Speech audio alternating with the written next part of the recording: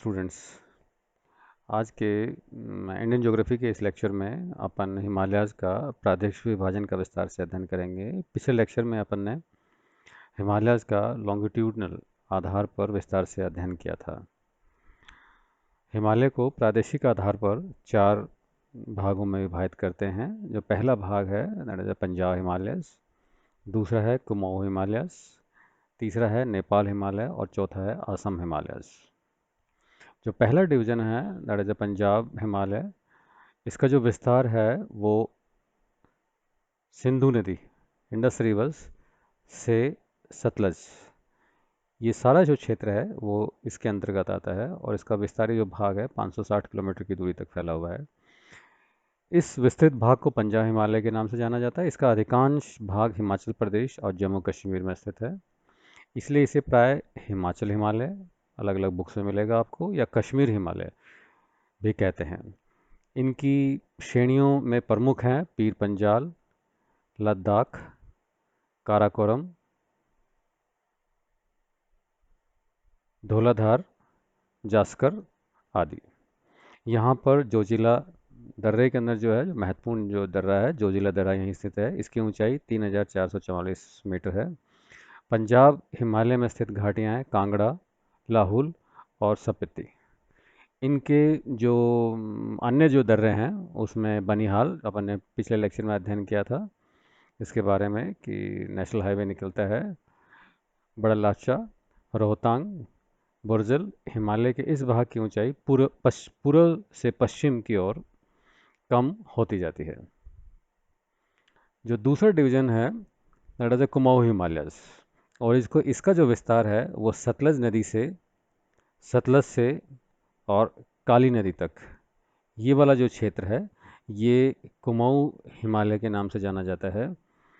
नदियों के मध्य का 320 किलोमीटर की दूरी तक विस्तृत है और इसे कुमाऊं हिमालय में कहा जाता है। उत्तराखंड राज्य में फैला हुआ है। इसका पश्चिम में बद्रीनाथ, केदारनाथ, इसके अलावा त्रिशूल, माना, गंगोत्री, नंदा देवी, कामेत आदि महत्वपूर्ण चोटियाँ इसी क्षेत्र में पड़ती हैं।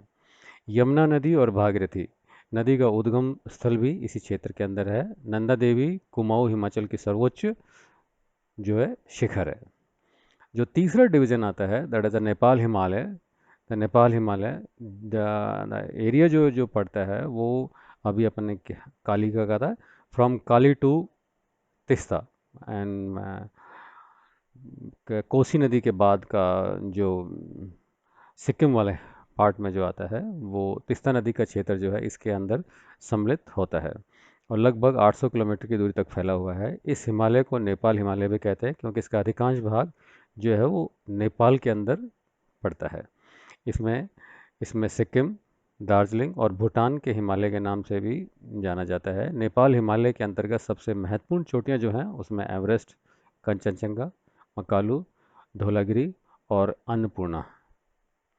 यहाँ की जो प्रमुख घाटी है, जो काठमांडू घाटी है, जो महत्वपूर्ण है, ऊंचे भागों में कटाव के कारण वनस्पति का सर्वथा अभाव है, जबकि निचले भागों में देवदार, साइप्रस, चीड़ आदि कोणधारी कॉनिकल फॉरेस्ट के जो प्लांट है वो इस क्षेत्र के अंदर बहुतायत पाए जाते हैं।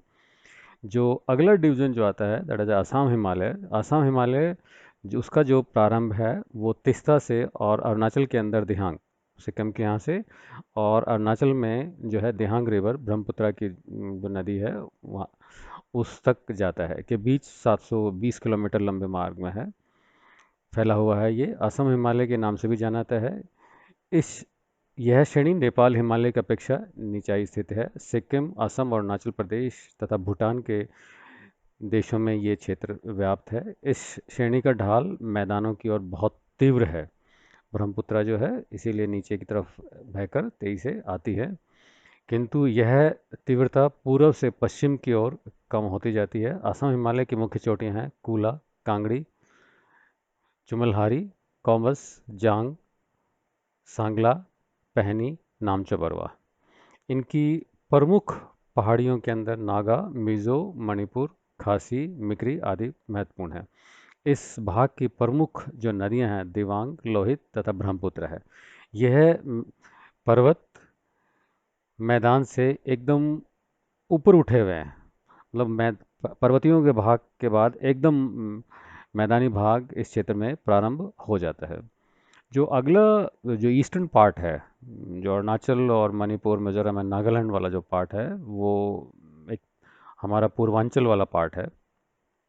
हिमालय के अलावा उत्तरी पूर्व पर्वत भी शामिल हैं। इसको हम पूर्वांचल के नाम से जानते हैं। ये पर्वत श्रेणियाँ भारत बर्मा सीमा पर उत्तर से दक्षिण की ओर फैली हुई हैं। इसके अंतर्गत पूर्वी हिमाचल में मिसिमी, पटकोई, नागा पहाड़ियाँ, मणिपुर की पहाड़ियाँ, कच्छा की पहाड़ियाँ, मिजो पहाड़ियाँ, त्रिपुरा की पहाड़ियाँ आदि शामिल हैं। जो डाफाबाम मुख्य चोटियाँ हैं, मिसिमी पहाड़ियाँ सबसे ऊंची चोटियाँ हैं। सारामती जो चोटी है नागा पहाड़ियों की सबसे ऊंची चोटी है। इन पहाड़ी श्रृंखलाओं के निर्माण में हिमालय के निर्माण के दौरान ही हुआ है, जो फॉर्मेशन जो हुआ था। Student look at the diagram, that is east Garo, west Garo, east Khasi, west Khasi, Jaintia hills, Mikir hills, Dafla hills, Miri hills, Abor hills, Mishmi hills, Patkai Bhum, Nagaland, Manipur hills, लोअसल मिजोरम के अंदर आती है, एंड त्रिपुरा। ये सेवन सिस्टर्स के अंदर जो पहाड़ियाँ हैं वो काफ़ी महत्व रखती हैं। जो हिमालय के अंदर जो प्रमुख दर्रे जो हैं वो हमारे व्यापार के लिए भी महत्वपूर्ण हैं और सामाजिक और राजनीतिक दृष्टि से भी महत्वपूर्ण रखते हैं। इसमें सबसे पहले है बनिहाल दर्रा, जो अपने पहले भी पढ़ा है, जब जिससे जम्मू श्रीनगर हाईवे निकलता है। दूसरा है बड़ा लाचा दर्रा, ये हिमाचल प्रदेश में जास्कर श्रेणी में स्थित है। तीसरा है बॉमडिला, अरुणाचल प्रदेश के अंदर स्थित है। बुर्जिला दर्रा, ये हिमाचल प्रदेश में स्थित है। बनिहाल, जोजिला, बुर्जिला, बॉमडिला, और ये वेस्टर्न जो वेस्टर्न घाट्स के आसपास जो हैं जो महत्वपूर्ण दर्रे हैं उनमें ये तीन महत्वपूर्ण हैं: पाल घाट, गौर घाट, थाल घाट। और राजस्थान के अंदर पड़ता है गौरम घाट।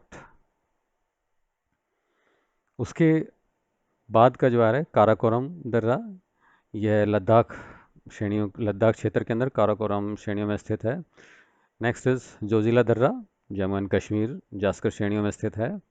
माना दर्रा उत्तरांचल में कुमाऊं श्रेणियों में स्थित है। नीति दर्रा उत्तराखंड के कुमाऊं में स्थित है। नाथुला दर्रा भारत सीमा सीमा पर सिक्किम में स्थित है। ये बड़ा महत्वपूर्ण स्ट्रेटेजिक पॉइंट हमारा रहता है। पांगसंग दर्रा अरुणाचल प्रदेश और म्यांमार के बॉर्डर पर पड़ता है। रोहतांग दर्रा हिमाचल प्रदेश में कुल्लू और लाहौल संपत्ति के साथ साथ पड़ता है। सिपिका दर्रा हिमाचल प्रदेश की जास्कर श्रेणियों में इसकी स्थिति है। जेलपाला दर्रा सिक्किम राज्य में स्थित है। बालघाट अभी अपन ने कहा था महाराष्ट्र का महत्वपूर्ण है। पालघाट केरल के अंदर महत्वपूर्ण है। अब आता है कि हिमालय पर्वत श्रृंखलाओं का महत्व क्या है, और आर्थिक सामाजिक राजनीतिक दृष्टि से हिमालय पर्वत श्रृंखलाएं बहुत अधिक भारत के संदर्भ में बहुत अधिक महत्व रखती हैं। पहला जो बिंदु आता है वो जलवायु आते हैं, और ये पर्वत श्रृंखलाएं भारत की जलवायु को प्रभावित करती हैं, विशेष प्रभाव डालती हैं। ये पवनों की गति, दिशा, उनके जाने के मार्ग, वर्षा आदि सब को नियंत्रित करती हैं, और ये जो मानसून पवनों को अवरोध पैदा करती हैं। इसके बारे में अपन इंडियन मानसून का जब करेंगे, दोनों मानसून का, विंटर एंड समर मानसून का जब विस्तार से अध्ययन करेंगे, तो देखेंगे कि हिमालय पर्वत श्रृंखलाएं या इंडियन मानसून, मैंने पहले डिस्कस किया था, Indian monsoon is the only monsoon that retreats backs, जो वापस लौटता है। वापस इसलिए लौटता है कि ये जो है पहाड़ियाँ इतनी ऊंची हैं कि पवनें इनको क्रॉस करके जा नहीं पाती हैं। परिणामतः दक्षिण भारत के अंदर अक्टूबर के आसपास जो वर्षा होती है वो लौटते हुए मानसून से हमें देखने को मिलती है। तो ये मानसून की दृष्टि से ये बड़ा महत्वपूर्ण है, हिमालय महत्व रखता है। दूसरा है शीत ऋतु के अंदर जो हिमालय के चाइना वाला पार्ट है या साइबेरिया वाला पार्ट है, उसकी पवनें जो हैं, जो शीतल पवनें हैं, इनको क्रॉस नहीं कर पाती। अगर हिमालयज नहीं होता तो पूरे उत्तर भारत के अंदर बड़ी विपरीत स्थिति, शीत स्थिति देखने को मिलती। दूसरा जो बिंदु आता है, जो अपन ने कहा कि ये एक तरीके से सुरक्षा प्रहरी है, एक नेचुरल गार्ड हमारे लिए काम करता है, क्योंकि विंटर्स में जो है बर्फ़ चोटियाँ बर्फ़ ढक जाती हैं, तो इनमें एक तरीके से किसी भी प्रकार से पार करना आसान नहीं होता है। तीसरा जो महत्वपूर्ण बिंदु है कि इन हिमालय पर्वत श्रृंखलाओं से अपन ड्रेनेज सिस्टम में पढ़ेंगे कि भारत की नदियों को दो वर्गों में विभाजित करेंगे। एक कहलाती है पैरेनल रिवर्स, एक कहलाती है सीजनल रिवर्स। तो हिमालय पर्वत श्रृंखलाओं से निकलने वाली जो नदियां हैं वो सदावाहिनी हैं, अर्थात इन इनको जो पानी मिलता है वो बर्फ़ के पिघलने से मिलता है और ये वर्ष पर्यंत बहती हैं। तो इस परिणामतः ये बहुत ही हमारी कृषि के लिए, हमारी जल विद्युत आदि के लिए ये बहुत महत्वपूर्ण कारक है। जो चौथा बिंदु आता है जल विद्युत क्या है, क्योंकि हिमालय की चोटियों से जब ये नदियाँ निकलती हैं तो जलप्रपात बनाती हैं, और जलप्रपात जब बनाती हैं तो विद्युत उत्पादन के लिए अनुकूल परिस्थितियां हमें मिलती हैं। जो हिमालय पर्वत श्रृंखला है, पांचवा जो बिंदु आता है वन संपदा। यहाँ पर विभिन्न प्रकार के वृक्ष पाए जाते हैं जिसमें आर्थिक दृष्टि से बहुत महत्व रखते हैं। देवदार है, चीड़ है, लार्च है, साइप्रस आदि है। जो छठा बिंदु आता है ये नेचुरल ग्रासलैंड्स हैं। यहाँ पर इस पूरे क्षेत्र के अंदर जब ग्रीष्म ऋतु के अंदर घास उगती है तो पशु चारण के लिए ये प्राकृतिक चरागाह के हमें उपलब्ध कराते हैं। जो सातवां जो महत्वपूर्ण जो महत्व है हिमालयाज़ का वो आता है कृषि।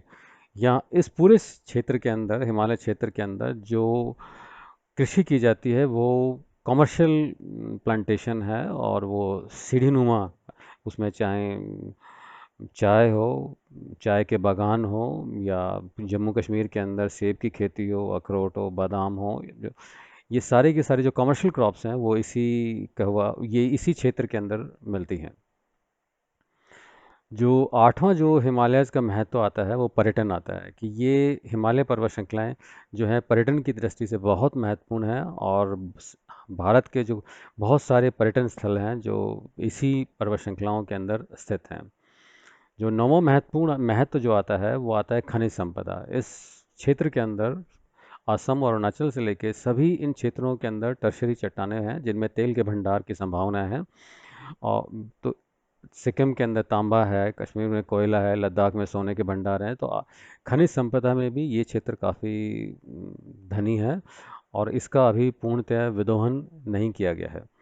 10वां जो बिंदु आता है कि हिमालय पर्वत श्रृंखलाओं के हमारा धार्मिक महत्व है, और हमारे जितने भी धर्म के स्थल हैं या मुख्य जो धार्मिक स्थान है वो इन्हीं पर्वत श्रृंखलाओं में, दैट में भी अमरनाथ, केदारनाथ, देवप्रयाग, विश्वप्रयाग, कर्णप्रयाग, वैष्णो देवी, चिंतामणि, उत्तरकाशी, गंगोत्री, यमुनोत्री, अधिकतर जो जो महत्व के स्थान हैं, धार्मिक स्थान हैं, वो इन पर्वत श्रृंखलाओं में हमें मिलते हैं। Thank you.